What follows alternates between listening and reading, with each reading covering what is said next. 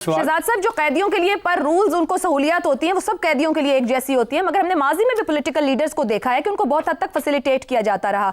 यहाँ हम 26 माह तक एक रूटीन देखते रहे हैं कि मंगल के दिन फैमिली मिलेगी या जुमेरात वाले दिन उनके लीडर्स मिलेंगे, ये एक प्रोसेस बना हुआ था। मगर पिछले कुछ हफ्तों में इस प्रोसेस को एक ब्लॉक आ जाता है, एक जमूद की सी कैफियत है। क्या इमरान खान से मुलाकातों को रोककर हुकूमत अपने ही किसी पोशीदा खौफ को छुपा रही है या किसी आने वाले सियासी तूफान को रोकने की कोशिश में है? सियासी तूफान। आयशा, मेरा अपना ख्याल यह है कि जब इमरान खान से मिलने दिया जा रहा था और अब जब मुलाकातें बंद कर दी गई हैं तो उसके अंदर तो खैबर पख्तूनख्वा की जो दहशतगर्दी या जो जंग की कैफियत है उसमें तो कोई तब्दीली नहीं आई। यानी दोनों सूरतों में एक ही जैसे हालात हैं, बल्कि अब थोड़ी सी और ज्यादा तेज हो गए मामला।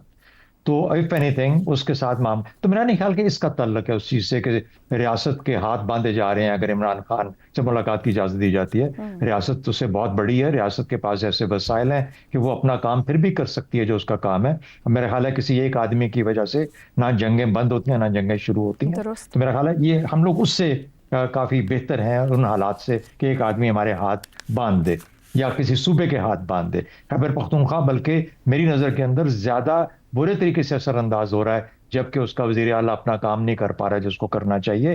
अमीन गंडापुर के जमाने में भी यही मसला था, उसने फिर थोड़ा बहुत टाइम तब्दील आपस में बांटा, लेकिन ये तो बिल्कुल ही बेचारे जो है अभी तक मुंतजर हैं कि किस तरीके से अपनी गवर्नेंस के मामलात को और उस मदद को जो कि हमारे रियासती मिशन है जिसमें दहशतगर्दी का मुकाबला करना है उसकी मदद कर सके। तो मेरा ख्याल है ये बुनियादी बात है। लेकिन आपका सवाल बड़ा जो है वो जायज है कि हुकूमत के क्या खदशात हैं। खदशात से ज्यादा मैं समझता हूं हुकूमत की स्ट्रेटेजी क्या है कि मिलने क्यों नहीं दिया जा रहा।